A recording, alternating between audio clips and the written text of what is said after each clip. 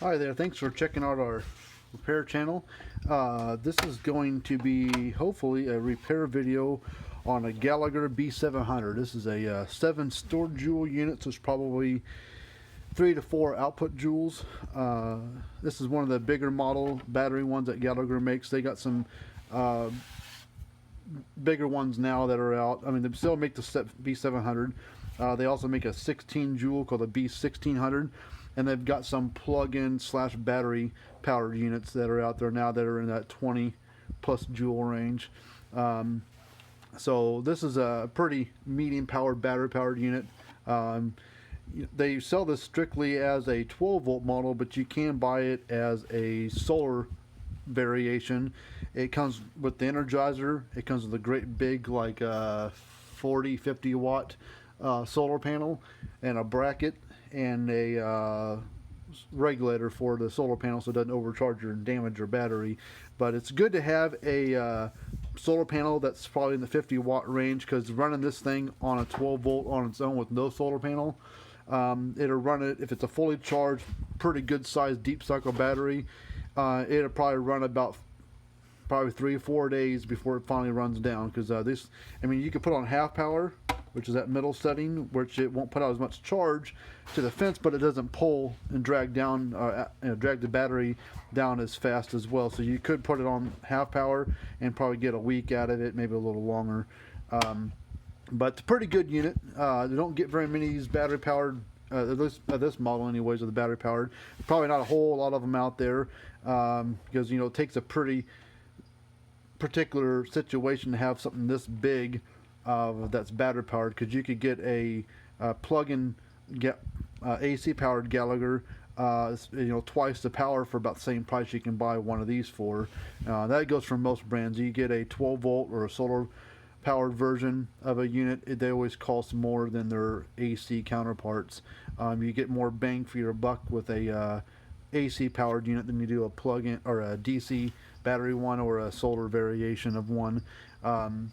So if you can get AC power, that's the way to go.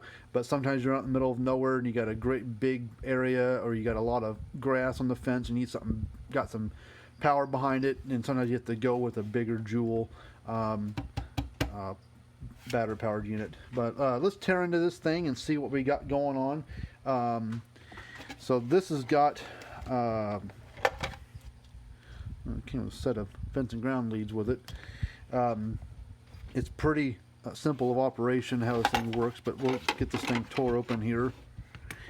This comes apart like some of the other older Gallagher units used to. They've got this overlapping case that kind of slides over this outer big case slides over the top of this back case here. There's a little slot right here in the top cover. You need a couple flat screwdrivers to get them apart. So just standard size works, just standard size flat blade screwdrivers. So there's a little tab inside this slot here. So put your screwdriver on top of the tab, about dead center. Lift up on your handle, so you stick it in there, lift up, and only moves just a little bit, and then hold it there and take this other flat screwdriver. I just go this little recessed hole right there, or right there. Stick it in like this, and then push your handle this way to push this case this way. So once it slides a little bit, just slide right off. It's kind of a tongue and groove how this thing slides together. A lot of the older Gallagher used to come apart that way. A lot of the new ones now are put together with screws and front and back covers, cases that overlap and stuff. But that's the inside of it. There's not much to it. I mean, you got a circuit board, you got a capacitor that sits underneath there, and a big old transformer right there. Let's see here. This is 12 volts, so we'll power it up to a 12 volt supply, and we'll see what it does. It does have that on-off switch in the front.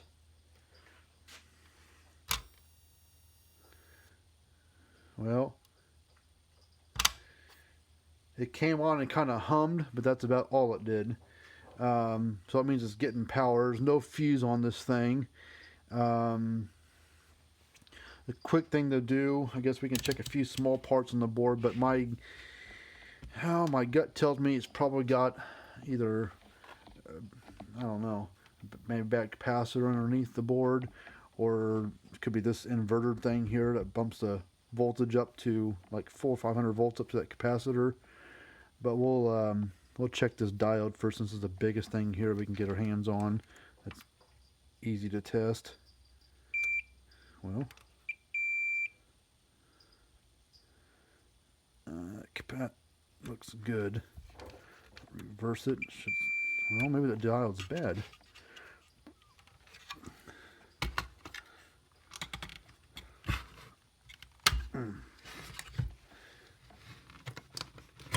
Okay, that's how the board pops off. There are a lot of surface mount things on the board too, so who knows, could be one of them little doodads there is bad. But we'll check the capacitor here. This is a 20 UF or 20 microfarad capacitor, no polarity to it. And we're reading 17 and a half roughly, so capacitor is not completely strong as that could be, but it's not bad enough to make it where it doesn't run. So something's wrong with this board. Let's see what we can do first before we start testing that board. Alright, I went and grabbed another board for it just to see. This is the new board. This is the old board. It basically look the same. Maybe a few little variation differences, but we'll check that dial the same way just to see if it reads the same.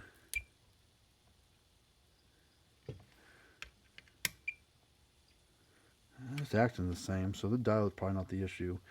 Let's see. It's got an SCR on the side here. There's a couple chips there, but I don't know what those are supposed to read. Check this SCR.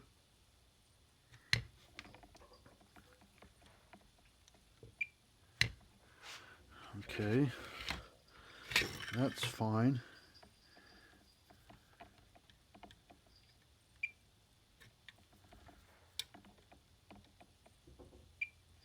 Okay, that's fine. So it matches up. Let's tilt this on its back.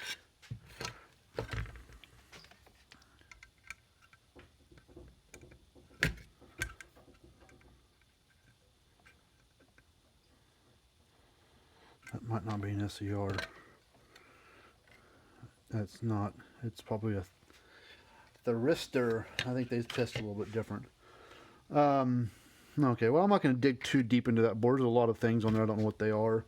There's some chips on there that aren't really labeled to what they are. I mean, they're labeled, but they're probably programmed a certain way for these Gallagher things. So, and it could be that inverter thing on there. So let's just install a new board. I thought I might get lucky and have something simple that we could change on the board. But we'll install this new board. And to get it in here real quick, there's a switch right here. That's your on and off switch that gets flipped from the outside. Just make sure that whatever position this switch is in, make sure that this is the same. That way lines up. There's a little white thing right here. Has little notches in it, and that's what grabs onto this little black piece right here on the switch. And you got to get this board kind of going at like a 45. You got to get the board underneath these little notches, like right there and over here in this notch on this white thing. And you got a notch right there and also over here. So you got to, and there's a little thing right here in the board, so that goes right here in the old black plastic thing. Kind of get in there and just kind of just wiggle and push. And then you got those little tabs here in the capacitor and the transformer that need to slide in right in there. And then just take a screwdriver or pliers and just press it down in those little tabs just to make sure it's all the way seated down all the way. And then okay, power supply still on, so we're just going to flip it on. So there it goes. So it's working again. So something's fouled up in that board. I don't know. I might dig it a little bit deeper, but I don't know. I might just leave it the way it is and fix that board if I can. Fix that board for a rainy day, but who knows what's wrong with it. But that's the easiest way to fix a B700. Just if the unit doesn't come on at all, you know, just put a new board in it. I mean, there's capacitor on the back, on the bottom side. They sometimes go bad, but usually from age, or if they get, flooded with water, sometimes those capacitors will go bad. But typically it's from age or lightning sometimes. But those capacitors, I mean, I've seen they've used the same capacitor in their units for 25 years, probably from the late 80s, early 90s, probably. And I've gotten them, units that are like M400 Gallaghers, M250 Gallaghers, B160s and B150 Gallagher units, and capacitors they'll be 20 years old and they might read 16 or 14. So they're not the greatest, but they're not totally bad. But it probably we worth changing. But that tells you that some units can be 20 some years old, and their Gallagher capacitors seem to be real reliable longevity wise. So we'll put a fence tester across here.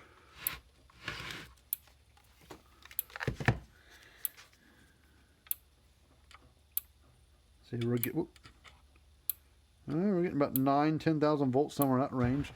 So that's a pretty healthy spark from it. And then if you don't have a fence tester, another way to test it is either take a screwdriver and just touch your fence or the hot side and get real close to your ground, or vice versa.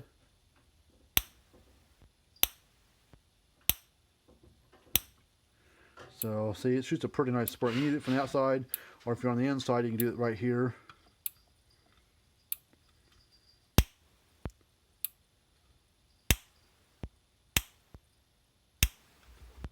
And so it's a good unit. I like these Gallagher things. They make a pretty solid product. So hopefully, this unit was a pretty quick fix. I mean, if I could have sat down longer, maybe fooled with that old board, I would have done that. But I don't want to waste a bunch of time making a video on something I'm not 100% sure I can actually fix on the board. Sometimes you can fix boards, and sometimes you can't. You can't win them all. And I'm not a expert on some of the circuitry that these people use on their stuff, and I don't know what every single part on there is, but I can fix the normal stuff that goes bad. But that one's got a lot of other things on there I don't know how to test. Like there's a big old coil there, and this inverter here, and there's these chips here, and there's all these little bitty bastards on the back here, these little black things. They're resistors, and who knows what they are, but you can't tell what they are. You can't get schematics for them, so it is what it is. But hopefully, this was some benefit for you and helped you out. If you want to help troubleshooting one of your units, it doesn't have to be necessarily Gallagher. It could be, any other brand. But we'll help you out with troubleshooting, or if you need parts and want to do the repair yourself, we can help you out there as well. If you just said to heck with it and just want to send it in to us for us to look at for repair, we can do that too. We don't charge you anything for looking at something. We give you a free quote. And if you give us the okay on the repair of a unit, no matter how old or new it is, we do put a 1.5-year warranty on the repairs. That's lightning damage as part of our warranty on the repairs that we do. And we pass that same warranty on to you if you do the repair yourself and at your place there. But hopefully this helped you out. If you want to subscribe to our channel, we'd appreciate that. If you want to come on, better start working for me. If you want to like the video, ask questions, hit us up on our website, which is fencerfixer.com. That's F as in Frank on both Fencer and Fixer. And you can find us there. We got a Facebook page we don't get on too often, but we're on there every once in a while posting videos and stuff. Things about repairs and agriculture things and quirky things about farming and stuff. But it's at facebook.com/fencerfixer, and fencerfixer is one word when you look it up that way. But hit us up sometime. We'd be happy to help you out. Ask questions, call us, email us, send a repair to us, ask us about parts and stuff. I mean, we'll work on anything electric fence related, and whether it's 75 years old or brand new, we'll try it. We've worked on a lot of old units, so. But in the meantime, hope you guys have a good day, and we will talk to you later.